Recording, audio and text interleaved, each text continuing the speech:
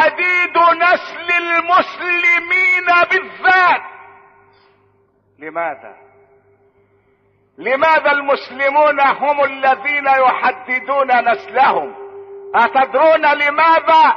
لأنهم هم الذين يقولون لا إله إلا الله، وهم لا يريدون أن يسمعوا لا إله إلا الله. لماذا المسلمون؟ لماذا ضعف الإيمان لدرجة أننا اعتقدنا أن الأولاد هم سبب الفقر؟